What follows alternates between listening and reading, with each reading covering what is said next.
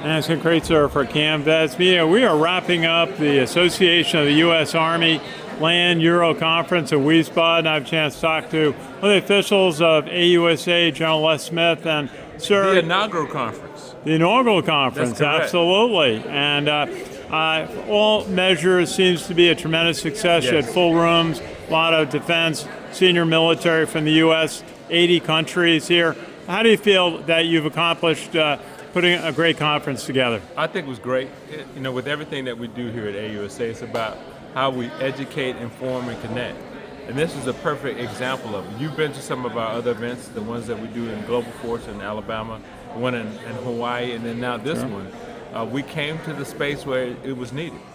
We got great leaders like General Donahue and his entire team that supported us putting this together with all the countries that you saw, all the international leaders that you've seen here on the ground. It is great. It's important to do the things that need to be done. Absolutely. You had, just meeting General Donahue, you had leaders, your new Supreme Allied Commander here. Yes. You had the new Deputy Secretary of NATO. Yes. You were able to bring the real leadership of NATO and the U.S. military and allies here to your event. What does it take to do that?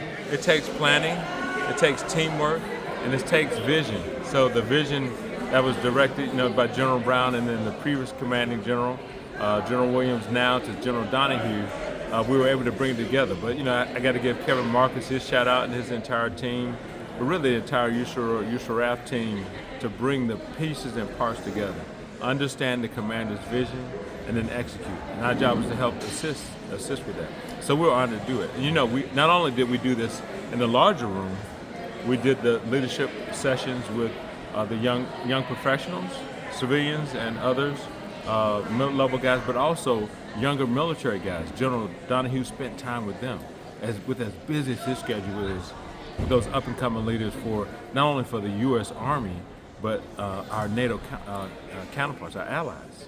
That was really, really important. I think for many of us, the talks by the two Ukraine officers was just so inspiring. It was. And they really attracted support just by the way they presented their efforts and dedication, and also the innovation they're using to do more with less.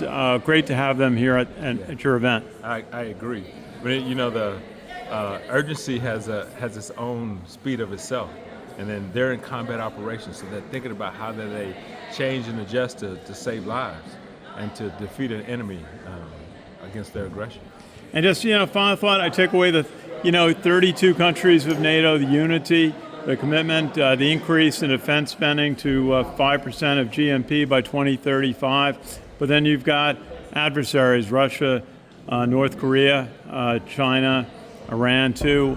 It's a serious world out there, and you're bringing a lot of light to that and how the United States and its allies can defend themselves. Yeah, I think this thing about educate, inform, and connect, that's what we have to do. We have to not only talk about it during our annual meeting that we do, we got to talk about it during the year, because the world is a more dangerous place than when you and I grew up in the military.